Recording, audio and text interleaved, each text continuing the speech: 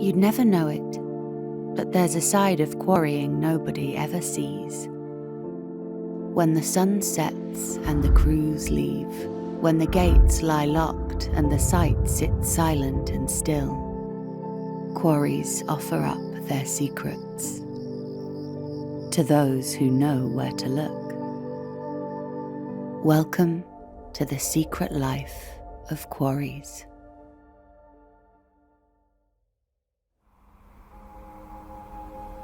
This truck is carrying 25 tons of perfectly processed rock and aggregates, the very stuff used to assemble the asphalt it's travelling over. And every kilometre of highway needs hundreds more truckloads, just like this one. This road alone stretches for thousands of kilometres, and there are millions more just like it. How is all this achieved? That's the secret of hauling.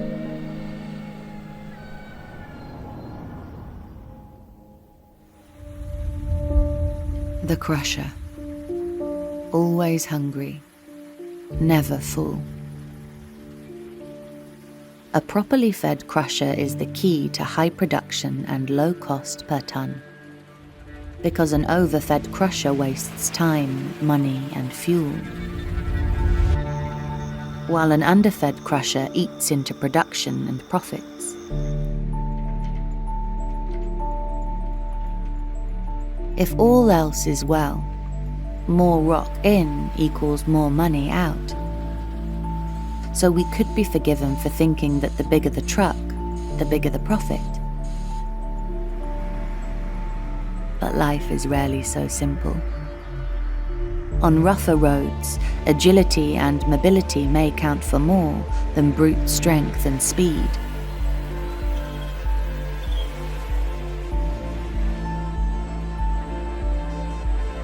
If we want to know the number and nature of haulers we need, we must start with the road they travel.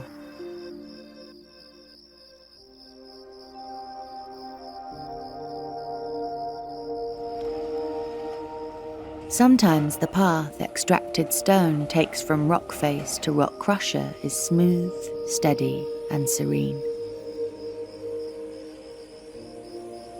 Sometimes the haul road has a clean, clear surface, sits at the right height, and has width enough for even the largest machines to pass one another safely. Dust is dealt with, water planned for, and the road is rapidly cleared of any debris.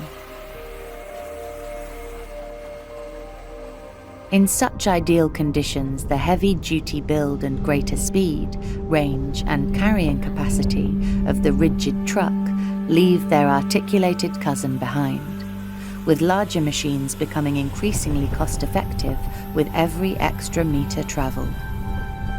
But what happens when conditions aren't ideal?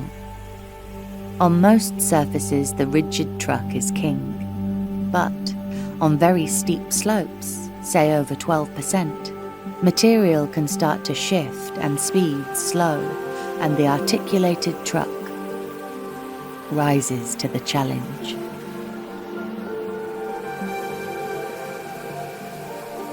All-wheel drive and a fully flexible chassis make the articulated truck a master of maneuverability, and the obvious choice on rougher or less well-maintained surfaces.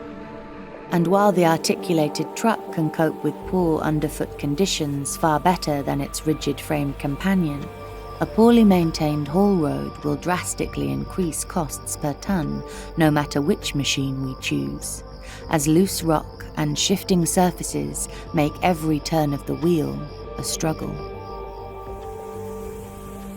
One truck, however, does not a quarry make. The goal, as always, is to move the most stone for the least money, and that requires us to think a little bigger.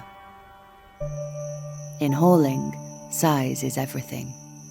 Dumping machines must fit dumping areas. Larger loaders with bigger buckets fill faster. Huge trucks haul more and cost less, as distances and production needs increase, and more machines mean more production. The opposite is also true.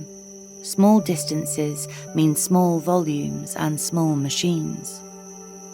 But bigger machines come with a bigger price tag, and every extra hauler requires an extra human with the right skills to be in the right place at the right time. Furthermore, one machine may be better than another on the road or at the face. But do the shortcomings of one justify the costs of the other? Sometimes the best tool for the job is the one we have to hand. After all, it's amazing what we can do with just a little tyre management. Every hauler tyre must do 4 very clever things at once: absorb shocks, support loads, grip the road, and swivel to change direction. In fact, perfect tyres are so important that even the slightest drop in tyre pressure can drastically reduce a hauler's performance.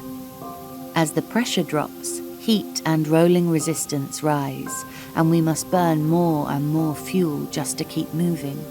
Speed falls, journey times climb, and worst of all, the lifespan of the tyre itself plummets. A typical tyre can cost as much as $20,000 or more. Used at 100% volume, it could live for up to 8,000 hours. At 70% pressure, the same tyre might not even make 2,500.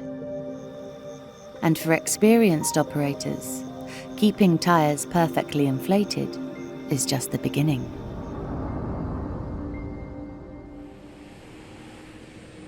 Hauling is a cycle that repeats over and over.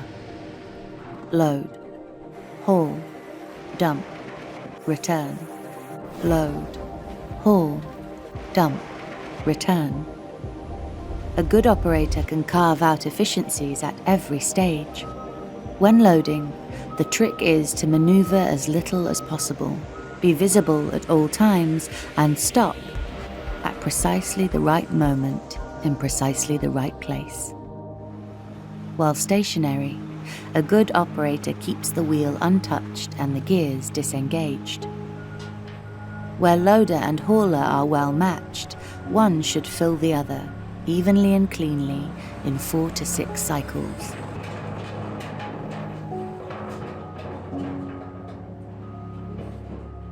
With skilled operators, the time between the last stone hitting a full truck and the first landing in an empty one can be less than 40 seconds.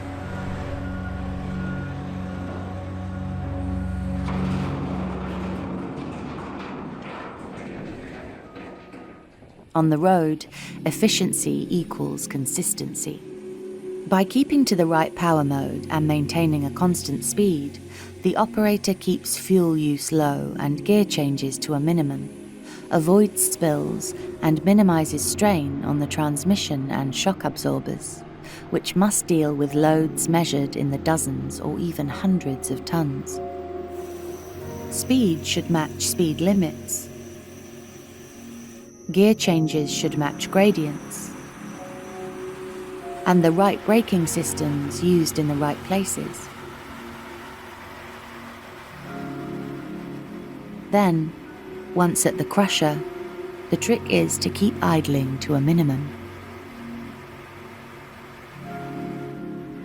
By the very nature of quarrying, some idling is unavoidable. When taking on stone or dropping it off, the hauler must keep its engine turning, and it's recommended to idle engines for at least 5 minutes after switch on and before shutdown. But too much idling burns through fuel, parts, and profits in equal measure. If timings are off or machines are badly matched, trucks can sit idle at the rock face, at the crusher, or, if the haul road is too narrow, even on the road between the two. It's such a small thing, But switching off any engine that's been idling for more than 5 minutes, or installing automatic engine shutdown systems, is by far the simplest way to keep costs down and machines running. Ultimately, hauling operations thrive when their parts mesh. Haulers need to suit haul roads, link up with loaders, and fit the crusher's needs. Because the real secret of hauling is to keep to the beat of the quarry. So here we are. We've ripped stone from the ground, hefted it for miles, and fed it into the waiting jaws of the crusher. Now what? What will happen to it? Where will it go? Well, that's the secret of the yard. And that's a tale for another day.